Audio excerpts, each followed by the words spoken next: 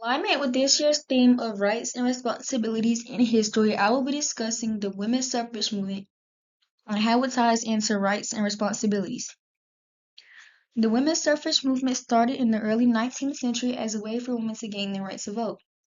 Later, the women's suffrage movement became about political equality and social reforms.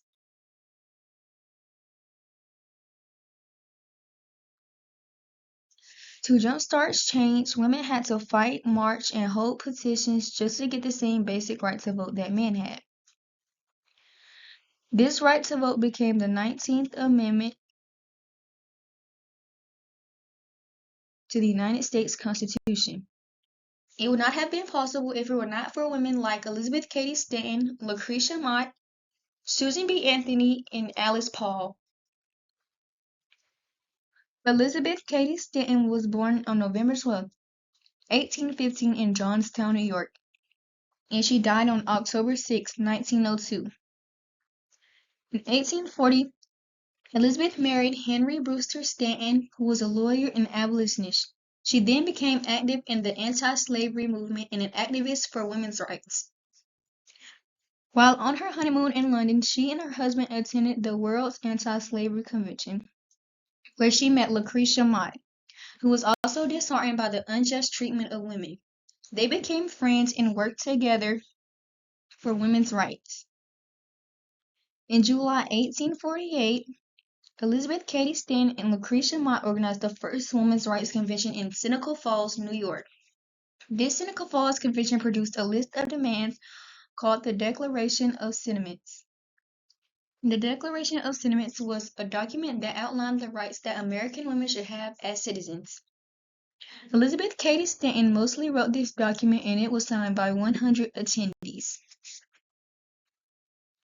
Susan B. Anthony was born in 1820 in Adams, Massachusetts, and died in 1906.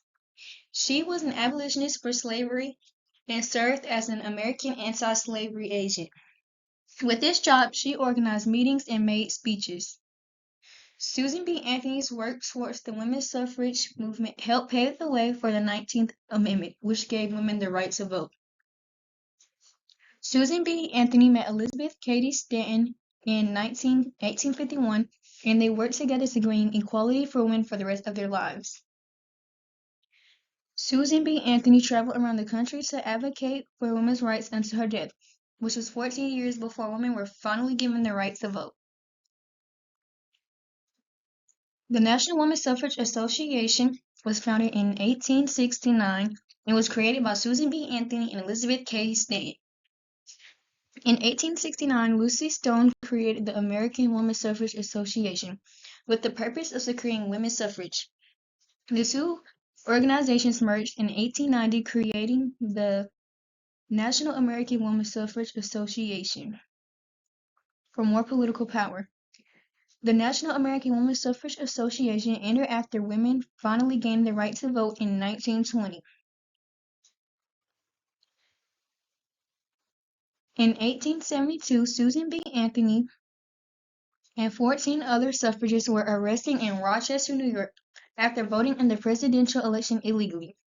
Susan B. Anthony was fined $100 but never paid the fine. In 1890, Wyoming became the first state to grant women the right to vote. Colorado became the second state to grant women the right to vote in 1893. In 1896, Utah and Idaho became the third and fourth states to grant women the right to vote. In 1910, Washington became the fifth state to grant women the right to vote.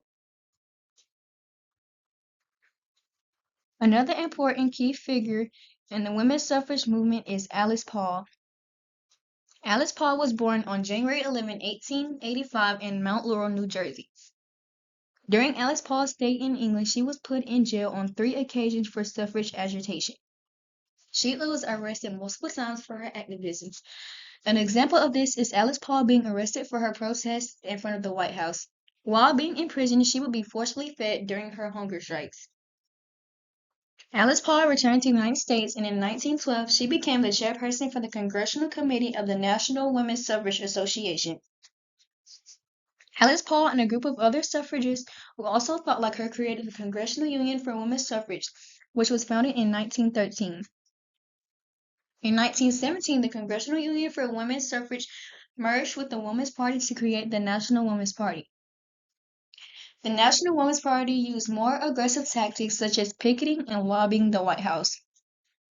Alice Paul was an important step toward women finally gaining suffrage. In 1919, the 19th Amendment passed the House and Senate. In 1920, the 19th Amendment was ratified by 3/4 of the state and became law. After the women's suffrage movement, there was another movement called the women's rights movement. The women's rights movement was also called the women's liberation movement. This was considered the second wave of feminism after the women's suffrage movement. The women's rights movement was targeted more towards work, politics, family, and sexuality. Because of the brave women before us, women are now more outspoken about their rights. A good example of feminism in today's society is women being able to advocate for themselves with issues like inequality within pay and reproductive rights. An example of women being more outspoken about their rights is Kamala Harris, who has run for presidency and was the first woman to serve as vice president. Thanks to these brave women before us, between 1880 and 1910, the number of employed women increased from 2.6 million to 7.8 million, and today women have equal rights as men.